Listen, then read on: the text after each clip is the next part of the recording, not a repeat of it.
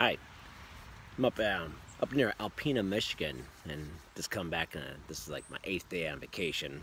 Probably come back today, maybe tomorrow. We'll see. It's turned to be a gorgeous day. This cottage has been in my family since 1946, and so we come up here every year since we've been coming here since 1966, since I was born. So anyway, a lot of time to do nothing, quite frankly. It sits right on Lake Huron, so other than looking at the lake and drinking, there's not much to do. So just kind of relaxing and come up with a couple of thoughts I thought I'd share at the end of the vacation. I was going to come up with 10, but I guess the vodka got to me and I only came up with 7, so we'll go with it. So, and these are no particular order, so don't take them too seriously, or not too seriously. Don't take them in sequential order. I'm just going to throw them out as I wrote them down. Number 1, Descartes was a dick. Rene Descartes, basically came up with this idea, the mind-body split, that the mind and the body are totally autonomous. I was actually having a beer with now Bishop Morlino back when he was in Kalamazoo, and he pointed this out to me. I never thought about it, and he said, that's one of the biggest problems in modern thinking is Descartes introduced this mind-body split, that the two aren't related at all, and that's just absurd. What you do with your body affects your mind, and what you do with your mind affects your body. That's one reason I was so appalled when I first became Catholic and noticed some of the more progressive parishes taking kneelers out of their churches. I was like, kneeling's profound, has an impact on the piety or reverence that you show. The second point, you really have to kill negative thoughts. I know that sounds almost like a cliche, but your mind has a negative bias preference. I think they call it negative bias theory or something like that. Unless you're constantly on the guard, your mind will gravitate towards negative thoughts. You need to kill those,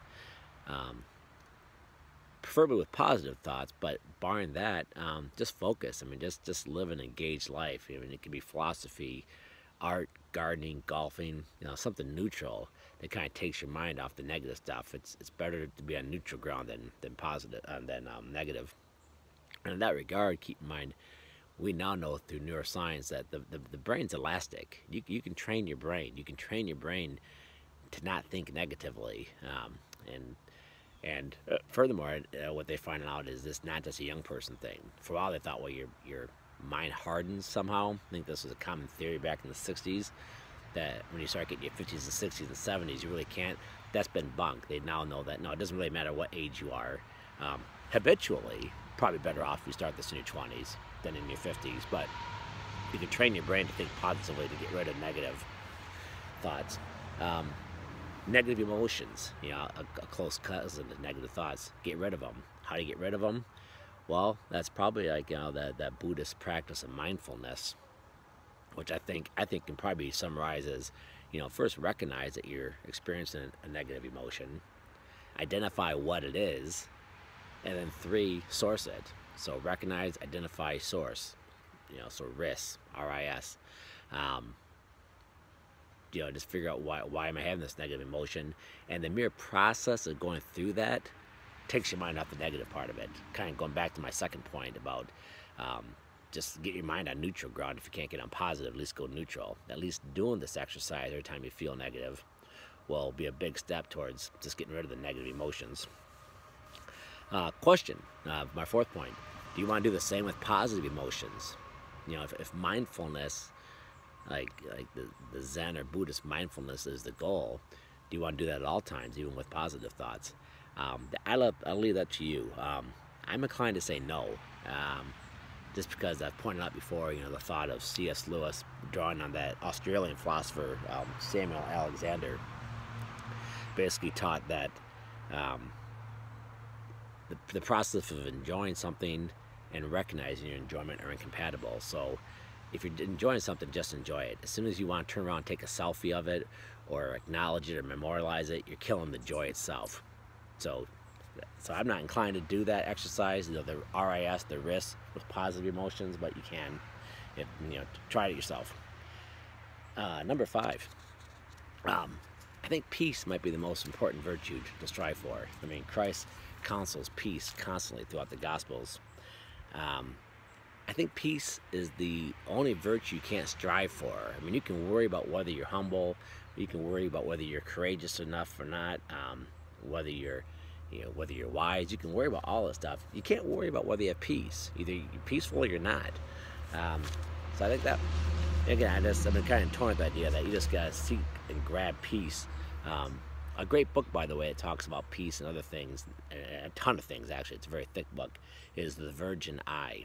Again, The Virgin Eye by Robin Daniels. Highly, highly recommended. I actually bought like 4 copies at Christmas and gave it to my kids. I've never done that before with the book. One of the things he says is you must jealously, decisively guard peace in your heart. So I throw that out there for what it's worth. 6th point, slow down. Rushing is a form of aggression. If you find yourself rushing about or hurrying, I would put that in the category with negative emotions. You need to risk it. Recognize that you're rushing, identify, well, you don't need to identify, maybe identify the emotion behind the rushing, and then source it. Why is it you're rushing? Again, highly, highly recommended just to slow down. And this comes from a habitual rusher. I'm always rushing around. Not good. 7th point, don't free the nip. I actually have a lot of the postmodernists, that idea that from Michel Foucault that and Jacques Derrida, that everything is just a social construct. I actually have some sympathy with that. I mean, so when it comes to toplessness, yeah, let's acknowledge where they could be true. I mean, some cultures, like African cultures, women do walk around topless. So give them that nugget of truth behind their idea that this is a social construct. A woman will be able to walk around topless without a bra on. But let's acknowledge that the strength of their argument is also the weakness. Okay, it's a social construct. Doesn't mean it doesn't exist. It really does exist. I'm reminded back when I was in college, for some reason, I got this annoying habit. I'd wave to people, kind of raise my middle finger in the air. Again, kind of absurd. Don't know why I did it, but I got in the habit of it. Now, when I was at a restaurant, and as I walked by the greeter, I did this. Manager came up to me about 5 minutes later and told me I had to leave because I flipped off his greeter. I'm just like, what the heck are you talking about? And she came up and said, you did this to me where I come from. That means that's the same as a middle finger. And my fraternity brother started laughing because they knew I had the stupid little habit of doing that. And the manager was embarrassed. He realized I did not mean to flip her off. But her rage was sincere. She wasn't kidding. She really thought I was flipping her off. Something like going toplessness in our culture, where that has not been accepted for 2,000 years, the rage or the offensiveness or the discomfort you can cause people, and I want to emphasize that the discomfort you'll cause people is sincere. They're not just putting it on, and it's just adolescent. It's inconsiderate, and it's frankly kind of stupid at a certain level to want to just basically take off your shirt and go topless. And again, I know adolescents go through those type of things. You had a similar movement back in the 60s and 70s. In that regard, also, when it comes to getting rid of social constructs like that, I'll leave you with G.K. Chesterton's observation.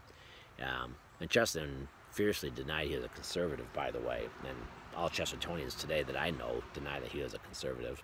But he said, if there's an old gate in the middle of a field, and you say, why is this gate here? Let's just rip it out, because we don't know why it's here.